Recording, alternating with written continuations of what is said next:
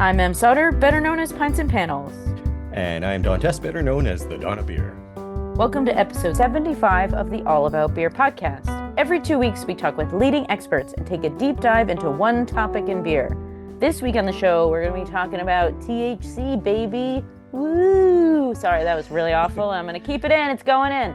So visit allaboutbeer.com and follow us on social media at allaboutbeer. And if you're feeling generous, please visit allaboutbeer.com/support to support this show and others.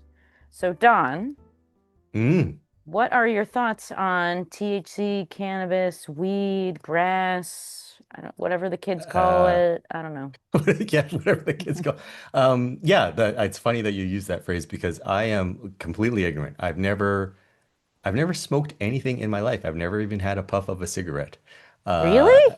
yeah, so I've done zero. So you've never Uh, lived? I'm joking. I'm joking. I'm joking. well, I have had, 15% barley wine, so I consider that living. Okay. All No, right. this Yeah. is all. I'm excited because I'm going to learn a lot, and looking forward to this episode. How about you? So it's You're not you're something. stoned right now, aren't you? Why don't you just admit it? Shh, quiet. No, it's not something I know a lot about either. But I see a lot of brands, especially breweries and craft cocktails, stuff like that, seltzers, using THC in their drinks and A beers because you can't mix beer and THC together. That's a no-no. So I'm really excited to learn about the science and like how breweries kind of can do both. I think that's really cool. And we have two really good guests who are going to help us explain the science and the why behind it. So if you would like to Yeah. help support the All About Beer podcast, reach out to podcast@allaboutbeer.com. Speaking of supporting the show, here's a word from our sponsors. Ariana, Callista, Tradition, Mule Melon, Select. RahrBSG sources these German hop varieties and more directly from German growers through their cooperative organization, HVG. Founded in 1953, HVG has grown to be one of the most important hop suppliers worldwide. In addition to supplying a large part of the German hop crop to brewers worldwide, HVG also processes hops into pellets, extract, and other hop products. Where would beer be without HVG? For the best selection, contact RahrBSG. This program is brought to you by Sierra Nevada Brewing Company, where trailblazing runs in the family. From crafting a movement with their iconic pale ale to taking the IPA haze craze nationwide with Hazy Little Thing, it's an adventurous spirit you can taste in every sip. Find your next favorite beer wherever fine beverages are sold. With new brews for every season, there's always something to discover. Sierra Nevada Brewing Company. Still family owned, operated, and argued over. Author of 6 books on mixology, including Cannabis Cocktails, in its 10th printing, Warren Bobrow is a well-known personality and writer in the cannabis space. He is a speaker at global events on cannabis and cocktails and is a classically trained chef at Johnson and Wales. He has made television appearances on Vice and dozens of podcasts and is known worldwide as the Cocktail Whisperer. Welcome to the show, Warren. Hey, thanks, Sam. It's really, really great to be invited. Nice to meet you too, Don. Thank you. All right, so you are talking to two squares, who I'm more don't. of a rectangle, but Okay, okay. I'm a square. I hate fun. I love rules.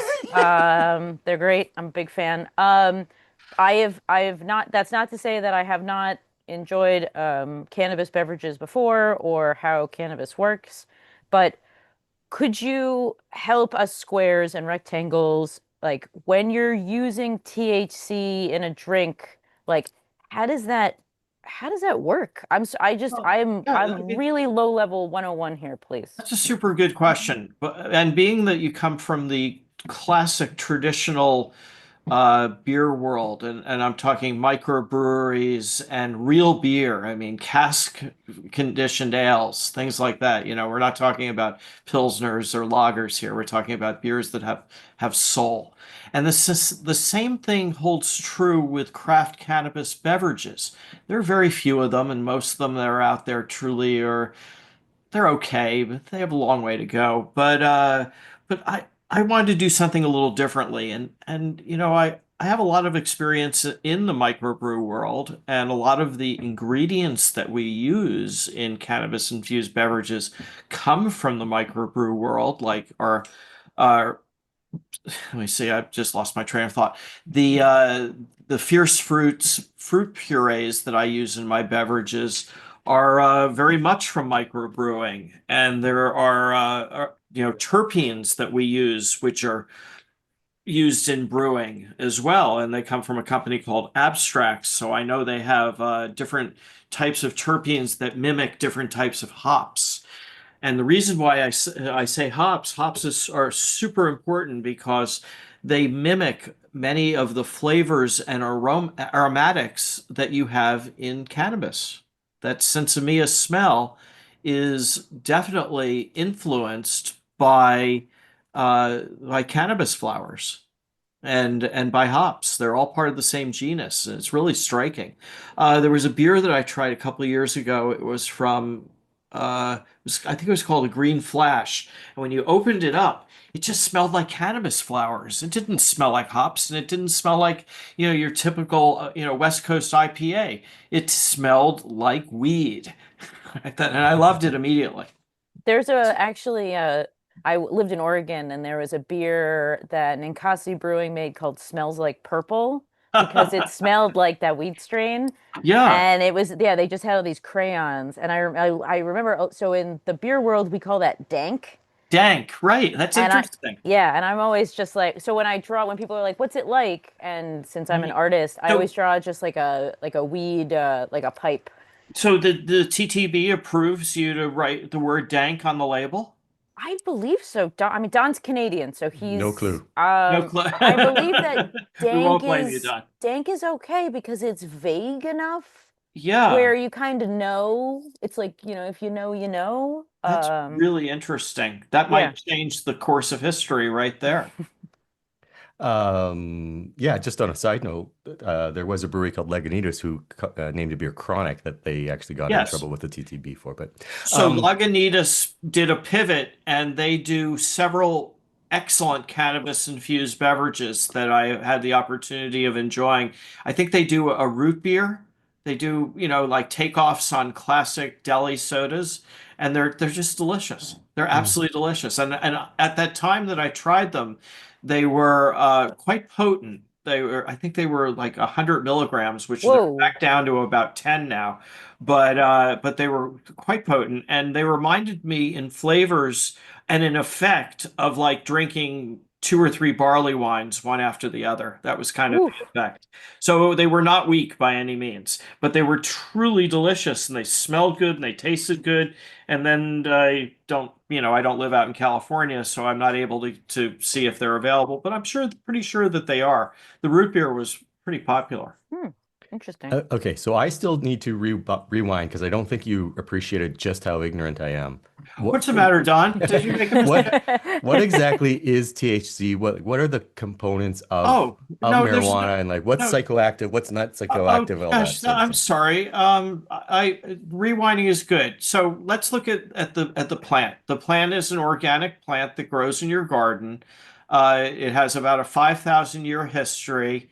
There's different what we call terpenes. Those are the aromatics. That's like when you're cleaning your table with lemon pledge and you smell that lemony flavor scent and you feel like cleaning even more. Those are terpenes, and terpenes Okay. are in all sorts of fruits and vegetables and household cleaning devices, and because they all have different effects upon our psyche, upon our soul, if you will. I mean, in memory, you remember where you smelled these quote unquote terpenes for the first time. THC is what is a I think it's how you calculate the potency of the plant when it's inhaled or if it's used in a cannabis infused beverage through means of we call it nanotechnology. It's a type of technology which extracts the THC from THCA and makes it live and active to be able to give you that buzz that you're looking for. And people like myself who used to drink like an entire school of fishes enjoy the opportunity of feeling a buzz without ever having the worry of a hangover, which usually comes with alcohol, no matter how little you have. And as I said, I'm a pretty old man, so I've been drinking most of my life, and I'll tell you, it's I don't miss it. But I do enjoy, I enjoy an occasional beer. I had a Maine beer company beer with lunch today, and Oh, nice. and that was Yeah. really kind of nice. I'm sorry about that. Isabella just walked across my keyboard. Hopefully it Isabella is the cat, yeah, and that's totally fine. she just walked across the keyboard and I thought it was going to cut off. I'm sorry. No, you're good. But Uh, anyway, so we look at strength of cannabis in the form of THC or THCA, which is when it's in a non-active state, THC when it's in an active state. Active means you can Ah, get a buzz on it. And there's just all different ways of looking at beverages. So there's seltzers, there are one-dimensional cocktails that just have one flavor, and they make them with what they call distillate, which is kind of like a tincture, which dates back to the early apothecary. It would be a method of extracting the THC from the plant by using alcohol. That would be a tincture. Nanotechnology, again, what we were talking about, uses pressure and heat, and it doesn't involve solvents being alcohol. So, as I said, many of the cheaper beverages use solvents. I think that, it's nice that they do, but they're super cheap. They actually do give you a hangover because they're hmm. made from extracting alcohol. And I don't use them in my own beverages. We use hash rosin, and it's made with pressure and heat, and it's that you're not using any distillates, which I think is really important because it's if anything, it's healthier. Um, the strength of the beverages go anywhere between 2.5 milligrams of THC up to 100 milligrams of THC, depending on the manufacturer and the state's regulations. what does Um, that mean? Can I just ask, like, how much is a milligram and a what's? milligram is a really small amount, so it's tough to say that Uh, it's like alcohol, like you wouldn't see anything. Near beer would be what, 1 to 3 you know percent alcohol. So I'd say a milligram is probably like 1% alcohol. If you were oh, to okay. quantify it in strength, it's very little. It's Okay. extremely little. 5 milligrams would probably be, I don't know. It's so hard for me to determine what it would be, but I would say five would be like having a 5% beer, perhaps. Okay, that's helpful. Thank you. A 10% beer or 10%, 10 milligrams of cannabis would feel approximately like having one barley wine. So it Okay. wouldn't be overpowering, but you get a little buzz on it. Yeah. And you feel good. And you don't need, and they're very sessionable because the effect only lasts for so long. It lasts for 3 or 4 hours, and then that's it. And you have another one, you feel that nice feeling again. It's not like alcohol that it really builds upon itself, and before long you're in trouble. It's not like that. Not at all. It has a finite amount of time that it's in your body, and then it passes through your liver and it's done. What about CBD? I shy away from the conversation of CBD because of the fact that I truly believe in my heart that it's snake oil. Hmm. I don't, alcohol has a marvelous way of defeating any of the health properties that CBD may have. So if you add CBD to a craft cocktail using, 130 proof barrel bourbon, it's going to defeat the health benefits of the CBD, whatever they are. I can't tell you because, everyone's different. But most of the time people take CBD because they're having trouble sleeping or they have body aches. I don't have any of those problems, so I don't really follow the health benefits of that. But I do know that when you add CBD to a drink with distilled alcohol, it defeats the purpose because it kills the any health benefits that are there. So What a, it's just snake oil. That's what about it in a non like a I'm not a, like my knowledge of CBD is poor. So like yeah. what Well, about mine in is like poor a too, and I'll Well, tell you're a it's poor. THC man. That's Yeah, what well, you're I telling. like to get buzzed. I mean, I like the Yeah. feeling, and I what? also have I could later in life I contracted glaucoma. It's hereditary, and I have it under control with medical cannabis. So my eye pressure in my right eye was like 48 and my left eye was 38. They take your driver's license from you permanently. You're blind when it goes to 50. So right now, with the use of medical cannabis, I am sitting, my right eye is about 11 and my left eye is about 8. I think normal is about 10. Hmm. So it's Um, it does have an action and a reaction. The action of cannabis beverages for me is it lowers my eye pressure. The reaction is I have a nice feeling. Hmm. so I still don't understand what THC and CBD are. Like, what is the Okay, difference in them?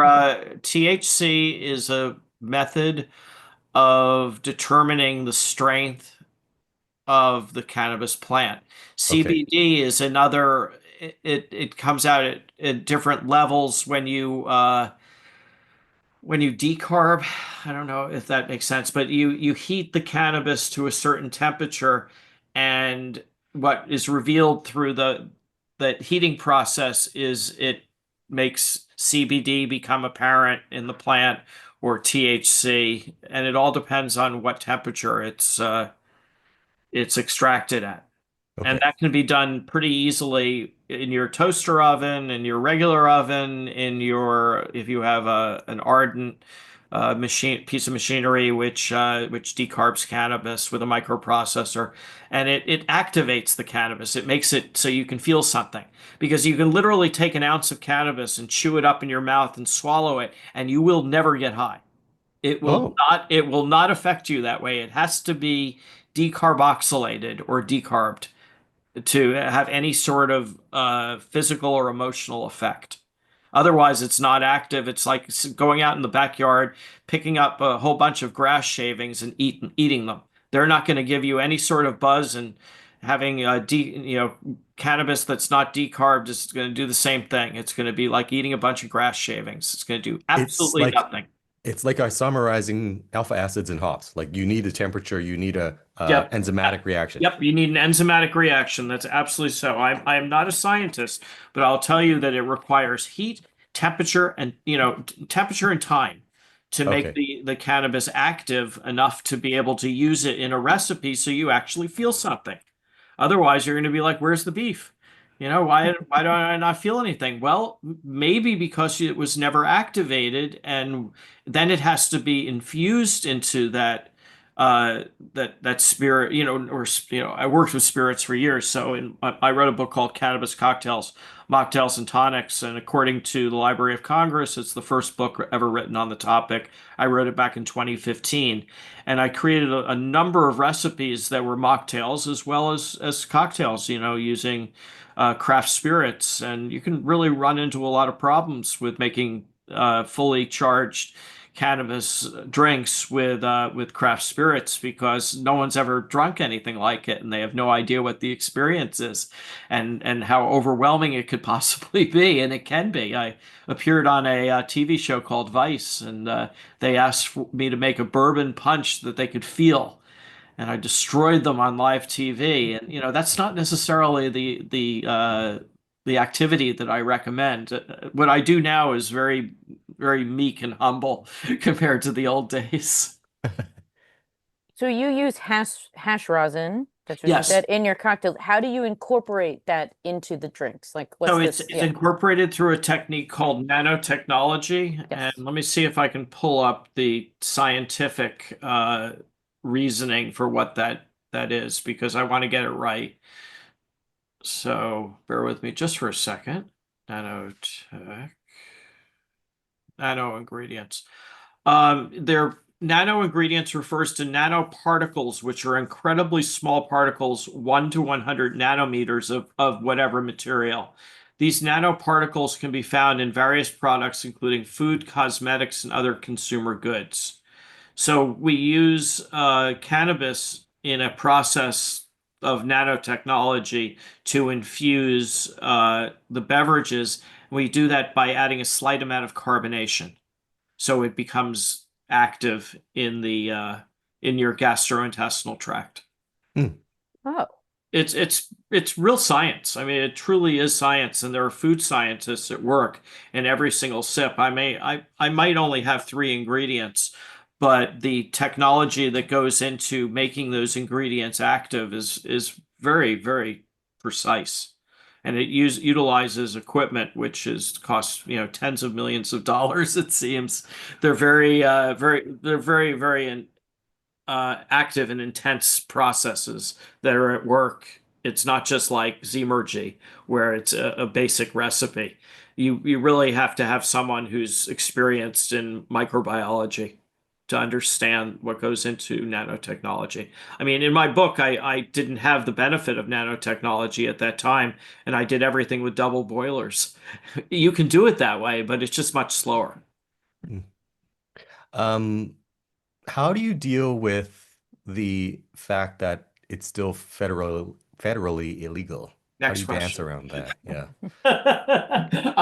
Well, there are a lot of things that we do in life that are federally illegal, and we do them anyway.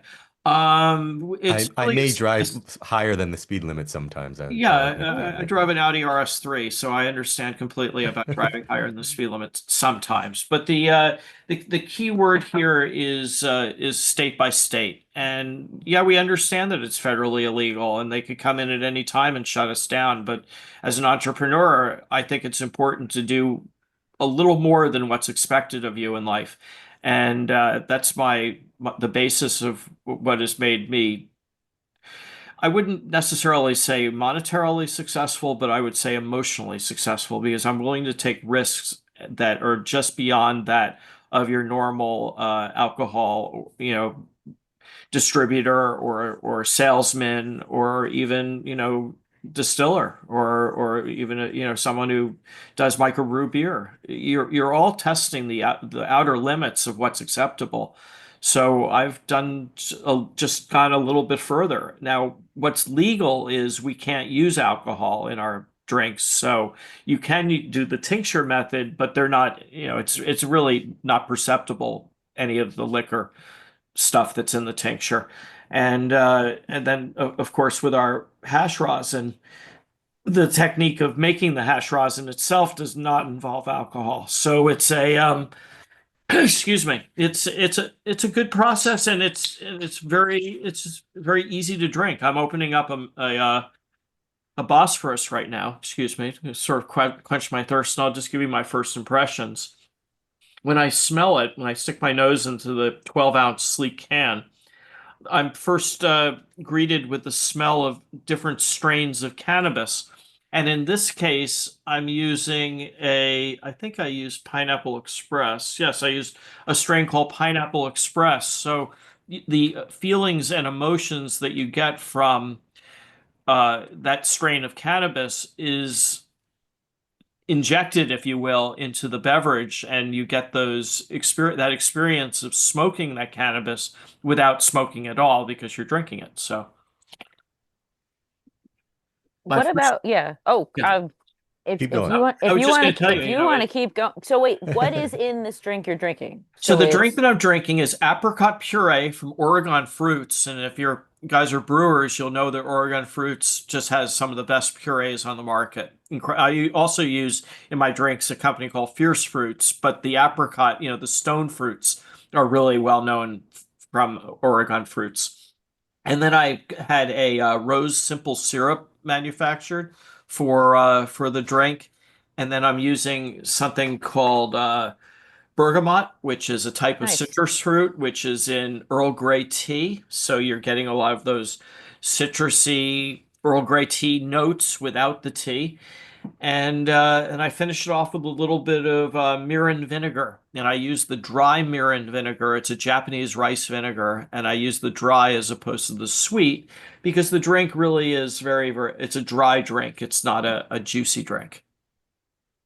Do you add any extra terpenes, or is it just everything in Yes, there we has? do. Oh, Yes, and the excellent. extra terpenes that I use are the Pineapple Express. Okay, got it. All right. Because ultimately the drink would not have any scent at all. It would only have the scent of the fruit puree and the bergamot. But in this case, those ingredients are more flavor than they are aromatic, and the Pineapple Express is the predominant aromatic. Got it. Oh, it sounds lovely. Oh, it is, and it's I so mean, well balanced. And what I have created here is a drink that's incredibly food friendly. As you know, we all love to session beers and drink, entirely too much. I probably fall into that category. But what happens here with these drinks is they're really sessionable. They're not overwhelming. And if you want to get higher, you just have more. And if you don't want to get that high, you just have one. I mean, it's just very easy. And as I said, they don't last very long. It's like 3 or 4 hours of a nice, relaxing, warm experience that's not overwhelming. And I wanted to be known as someone who made drinks that tasted good, felt good, and gave you a memorable experience as opposed to quote unquote edibles, which can be wildly overpowering. People have had terrible experiences on them. my They hand is end up in the raised. emergency room because they've taken too much and they don't know how to deal with it. And really, in that case, you want to drink lemon juice and chew down a couple peppercorns. The terpenes in the lemon and in the peppercorns counteract any sort of negative feeling that you're getting from having too much of a good thing. In this case, a pot brownie or something, and it counteracts it, and you feel right as rain within about 20 or 30 minutes or so. No need to go to the hospital.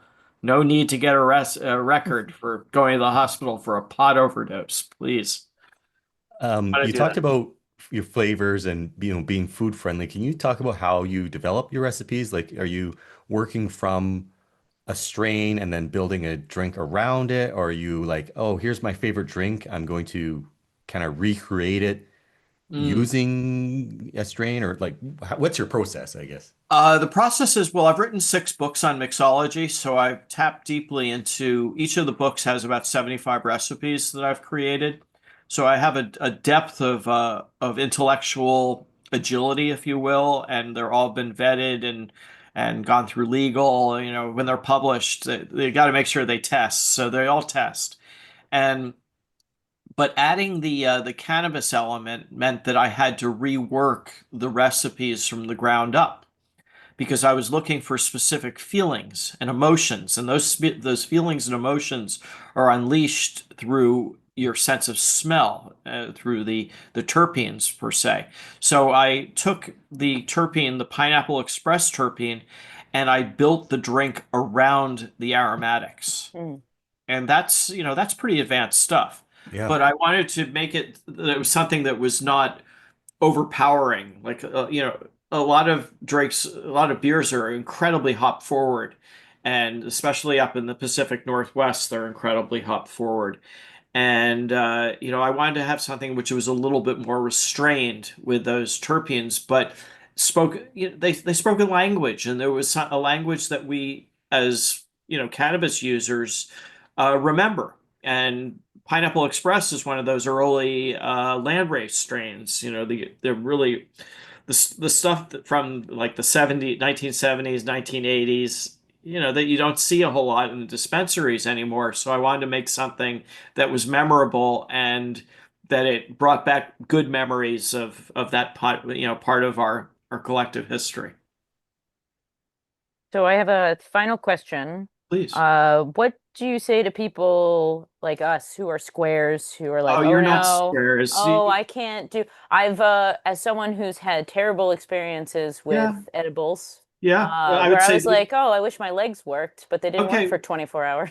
You Well, know? let me tell you, these are very predictable. Your experience on it will be the same every time you have it because the technology that goes into it is so precise, so it's not going to be overwhelming. You don't have to drink the entire drink at one time. You can cap it and put it in your refrigerator and drink the rest in the morning the next day or whatever. I always say go slow. Drink Mhm. only a little bit, see how you feel after a couple hours. If you need a little more a little more juiciness, go to drink a little bit more and see how that makes you feel. But you don't want to drink the entire 12-ounce can at once and say, "Oh my God, I had a terrible experience on it." You won't Yeah. have a terrible experience, but in this case with cannabis infused beverages and you're not used to it, I would always say less is more. And the other thing that I think is super important is you want to not overdo it. You don't have Mhm. to drink four beverages at once, like you wouldn't want to drink four beers at once. There's no reason for it. You don't have to. No one, you have no one to impress. You have no one to say that it's something that wow, I drank 12 beers and now I'm nipped it. But it's not like that. Cannabis infused beverages are meant to take it away from that so you don't have to drink quite so much. Mm. And that's the experience is nice and it's conversational and it really truly leads to the best night's sleep that you've had in 6 months. And I promise you that. I don't say that it's going to. I'm not going to say that it will, but I will say that it'll just help you relax in a way that's not alcoholic. Hmm. Great.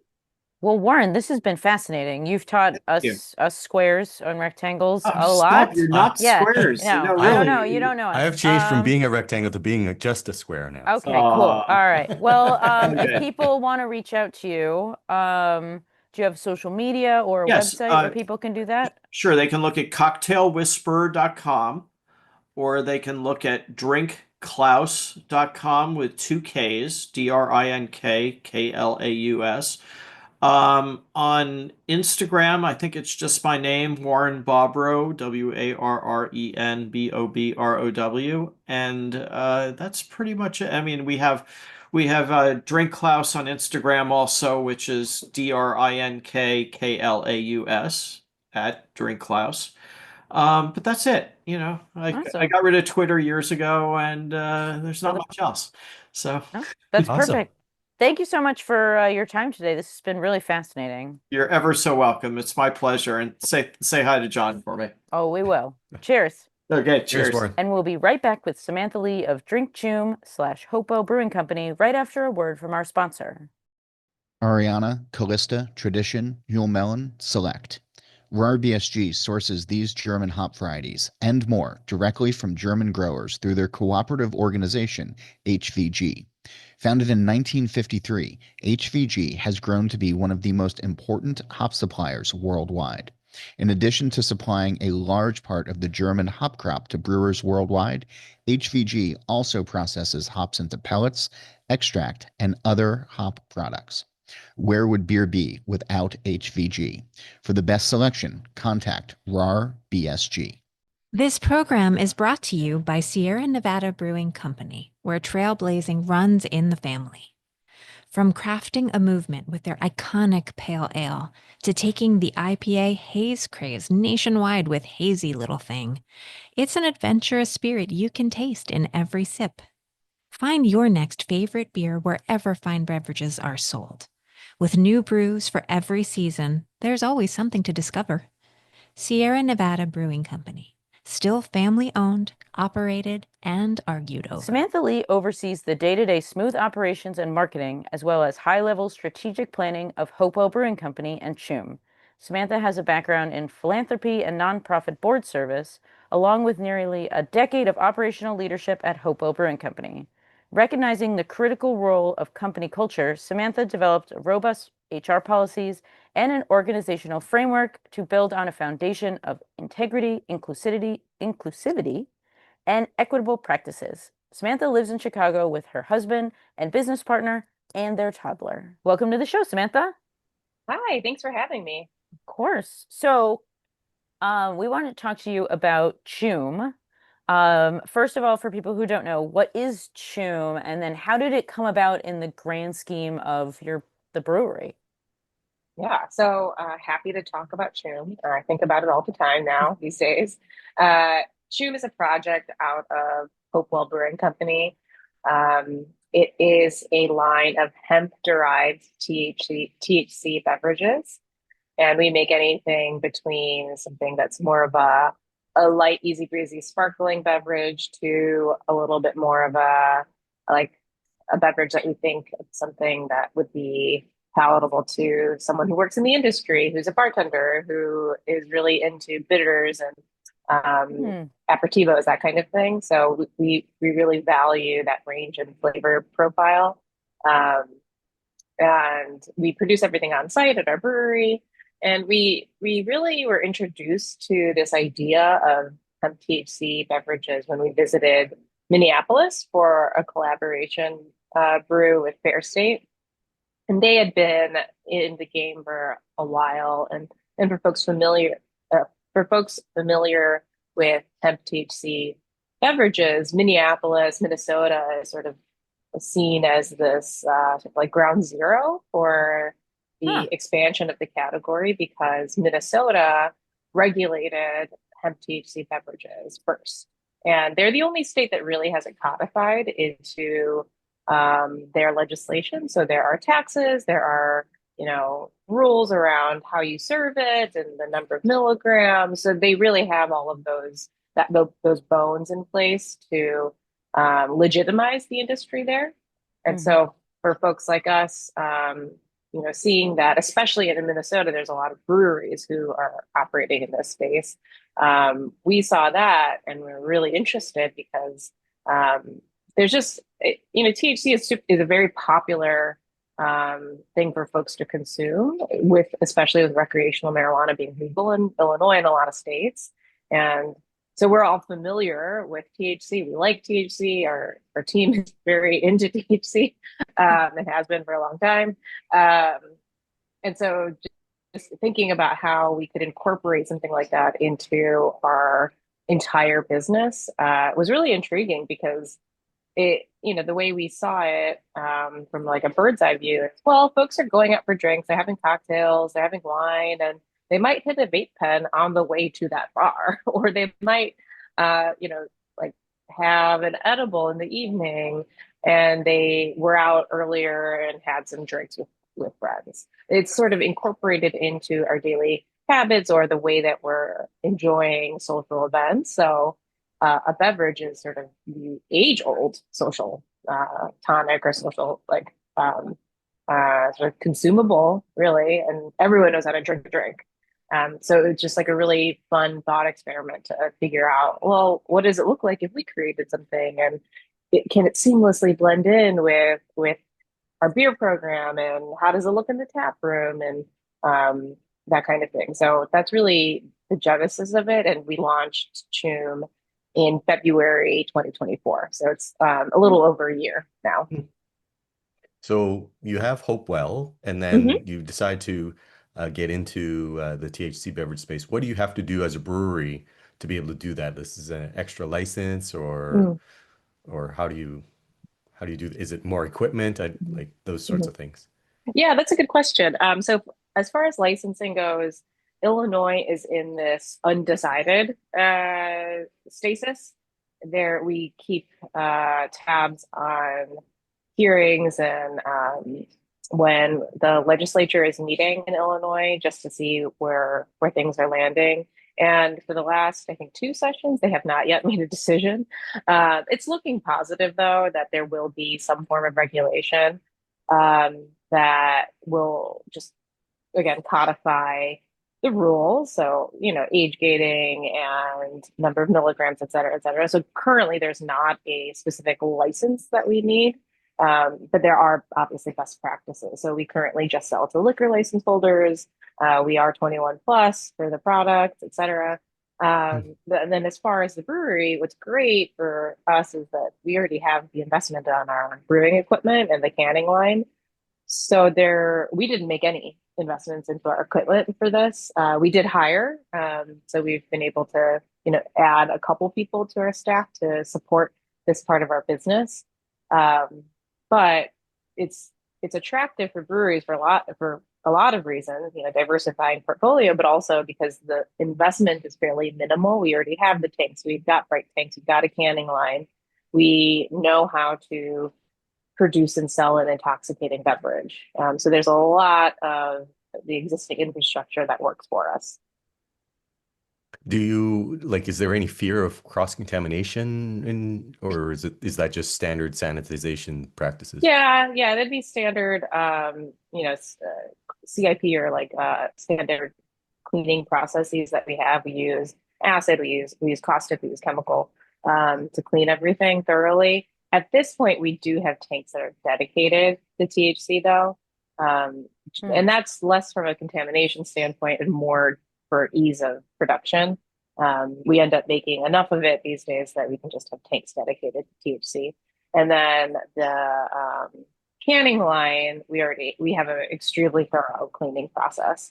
Um, so that's not really a concern for us on that end. Are there any challenges for THC beverage production? And if so, what are they? Um, so there was definitely a learning curve in the first 6 months, understanding how THC interacts in liquid form. We have a really great THC emulsion supplier who we worked with early on to understand how best it emulsifies in the liquid, making sure that it tastes good and looks good.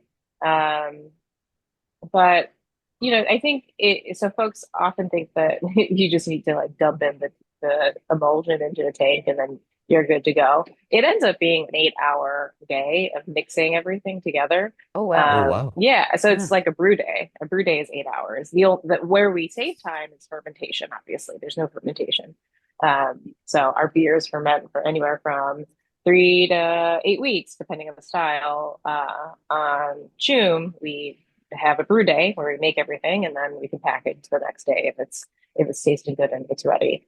I would say there's a scheduling challenge in that we submit all of our Choom SKUs for a COA or a certificate of analysis, which is considered a best practice in the industry to verify dosage, to verify that we're hitting our targets, to make sure, and also to verify that it's hemp derived THC, which is compliant as far as we're understanding, compliant with the Federal Hemp Act, which was passed in 2018.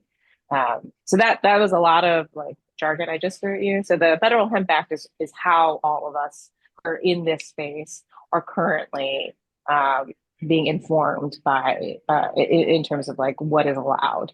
So the Federal Hemp Act allows for the commercial use of hemp in various products, in edible products and in commercial products. So that's why we submit the COA so that we're showing that we're fully compliant. Cool. I noticed that you have, Choom as a separate brand. Mhm. What's kind of the thinking about that? And, I guess from a marketing and business perspective, why do you want to keep them separate? And then since they are Mhm. separate, then how do you, sell it? Do you have different sales staff Mhm. dedicated to the two Mhm. brands or that type Mhm. of thing? Yeah, that's a good question. I think something that we're always thinking about. It is a separate brand. It does say Hopewell on the can on the front. On the bottom, it has our logo. Um, I think we were hoping to capture folks who may not purchase craft beer, um, but also capture folks who do purchase craft beer. Um, and that's why we have the inclusion of Hopewell on the can itself. Um, and it is still like functionally, it's still very much a part of our overall business, right? We share most of our staff for Choom. We did make one hire on the sales team who spends 100% of his time selling Choom. That's a recent hire. Up until this point, we've just been taking orders over email, like an order form on our website. Like if you want it, you can reach out to us, which was effective for a while, but having someone on the ground is a lot more effective. Um, so it's still very much a part of Hopewell. It's part of our identity. Like the way that we conceive of new flavors is a similar process to how we conceive of a new beer style that we might be making. So it's all the same team, so all the same sort of brains behind it. and it's not acting totally separate. We did want to set it up though in the case that it does take off, and in case we do want to operate it independently. The bones of that are there. It has a separate LLC, for example, like that kind of thing. But currently, it's very much a project of Hopewell, and we just split time. Okay, thank you.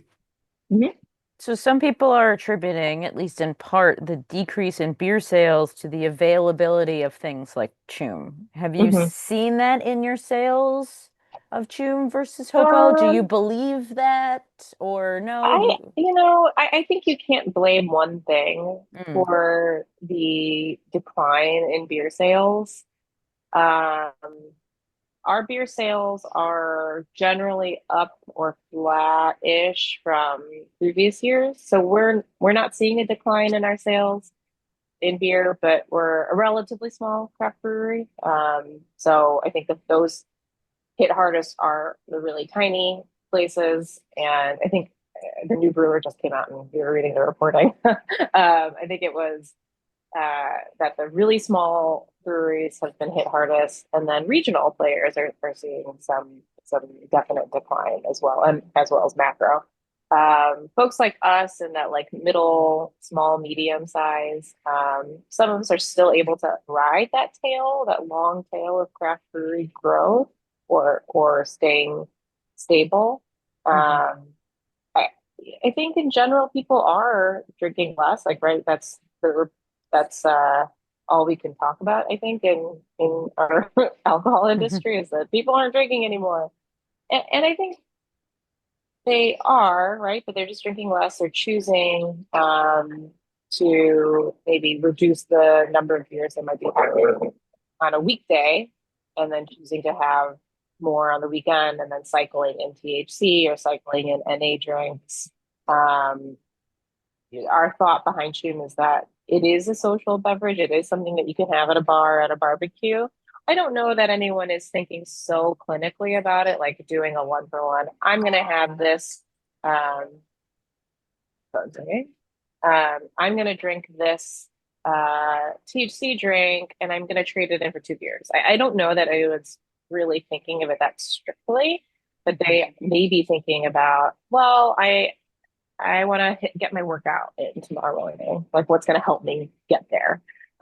As folks are more and more health conscious, the craft beer demographic also is a little older, right? Where it's my demographic. A lot of folks have kids. A lot of folks are in their mid to late 30s to 40s, and so those, I think, because that demographic was so heavily the craft beer demographic, that shift in behavior follows how our consumption habits change as we age.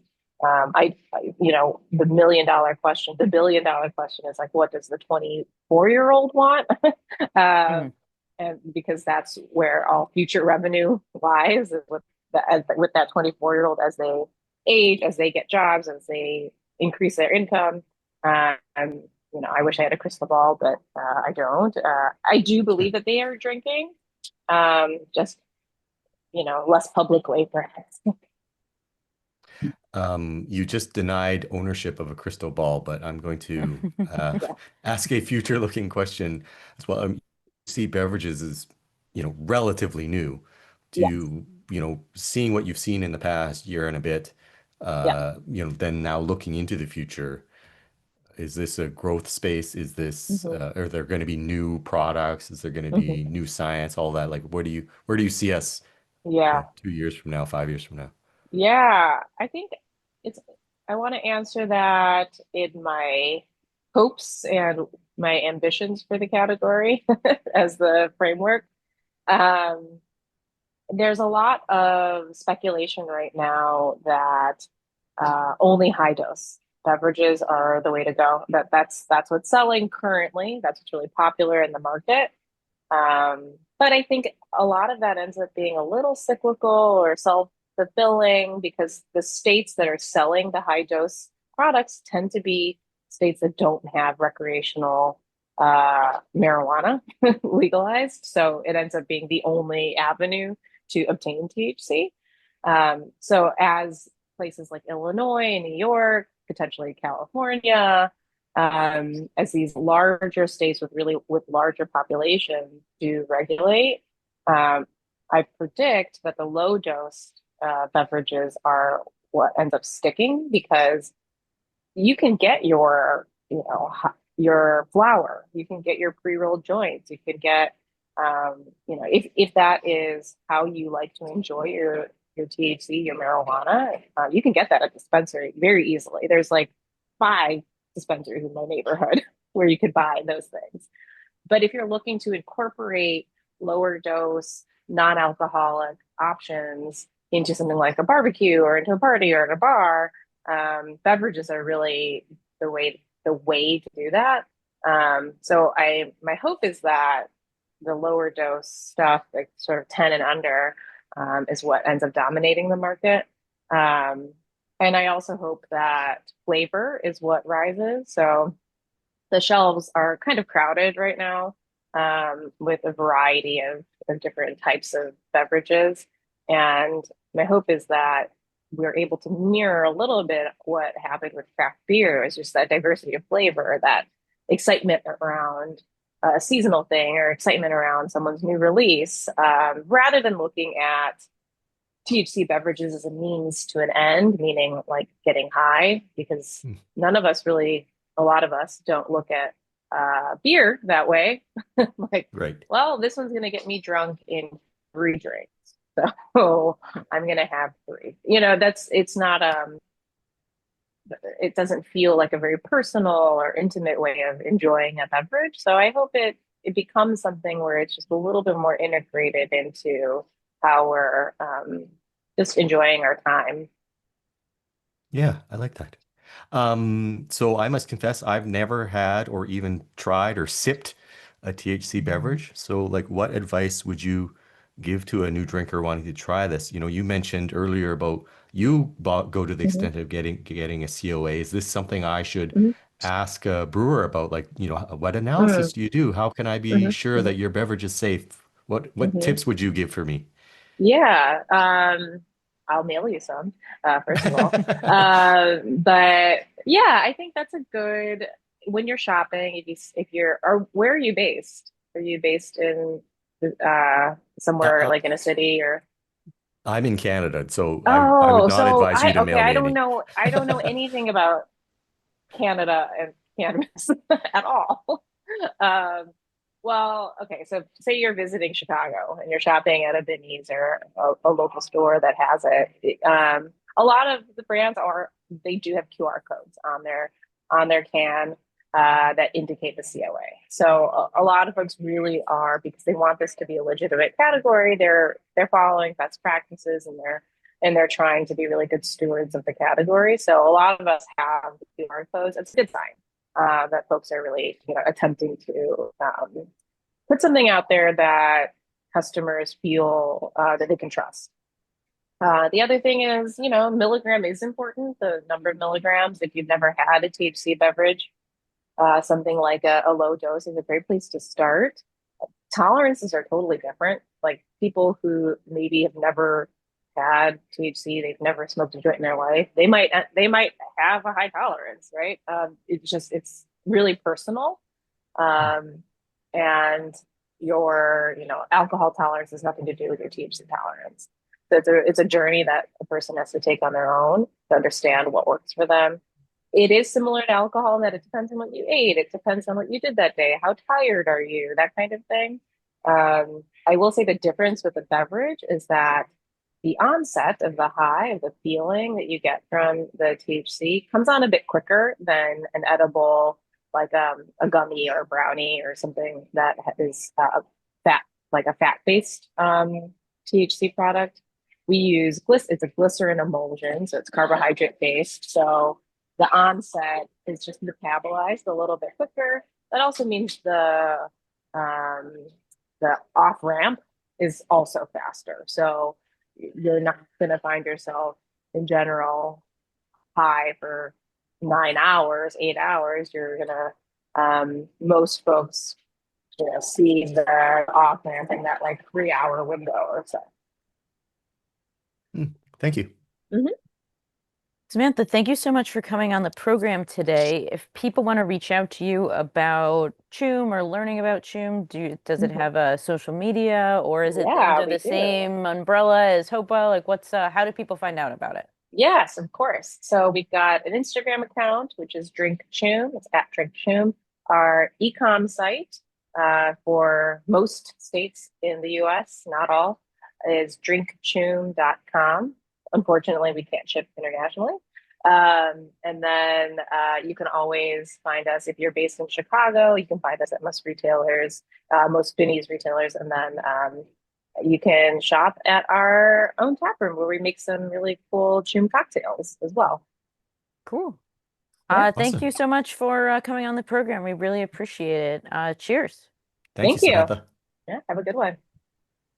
So, Don, Yes. do you feel more knowledgeable now? Are you going to go out because cannabis is legal in Canada? Are you going to go out and try one of these beverages?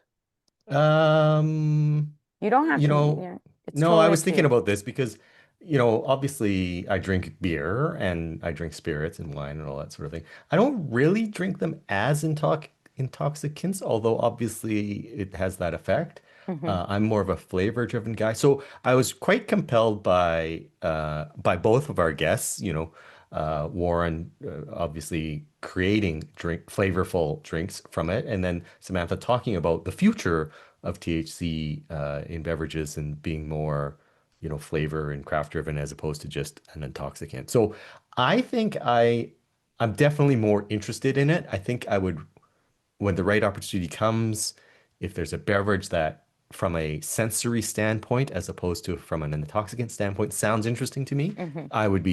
I'm less afraid to try it, that's for sure. Oh, well, that's good. So yeah, how about you? I mean, a lot of them, the more the research I did for this podcast, they all sound really nice. I like the idea of I have a very I'm a real lightweight with alcohol, but I also am a lightweight with cannabis, as you heard from my gummy story with Warren. So I really enjoy like lower stuff. So it's been really interesting to see these kind of 3 milligram THC drinks come out. And I'm like, oh, maybe that's something I should try. But I have yet to do it. But now that we've talked about it, I'm keen to do so. So, We will know, we will have come full circle when, I don't know, 10 years from now, there's a THC free cannabis beverage. okay. So visit allaboutbeer.com and follow us on social media at allaboutbeer. And once again, if you're feeling generous, please visit allaboutbeer.com/support to support this show and others. If you have any questions for the experts, please email podcast@allaboutbeer.com. That's also the email for feedback, suggestions, or to inquire about supporting the show through advertising. Don, how can people reach out to you? On X, Threads, and Instagram and Blue Sky, I am at the Dawn of Beer. On Facebook, I am at the Beer Dawn, and people can drop me an email, dawn@thedawnofbeer.com. How about you, Em? I am at Pints and Panels on Facebook, Instagram, and Blue Sky, and my website is www.pintsandpanels.com. This show continues only because we have great listeners like you, and when we have great listeners, we have great advertisers. Send an email to sponsors to thank them for supporting the show. Support those who support us. And speaking of sponsors, here's a final word from our sponsor. Need ingredients and supplies that deliver consistent, high-quality beer? RahrBSG has you covered. From hops to malt to yeast to unbeatable customer service, they are dedicated to your success. RahrBSG, ingredients for greatness. This program is brought to you by Sierra Nevada Brewing Company, where trailblazing runs in the family. From crafting a movement with their iconic pale ale to taking the IPA haze craze nationwide with Hazy Little Thing, it's an adventurous spirit you can taste in every sip. Find your next favorite beer wherever fine beverages are sold. With new brews for every season, there's always something to discover. Sierra Nevada Brewing Company, still family-owned, operated, and argued over. This show is produced by All About Beer. Visit allaboutbeer.com for articles, notes on this show and others, and to connect via the newsletter and social media. Cheers, everyone. Cheers. Woo! Drink them if you got them.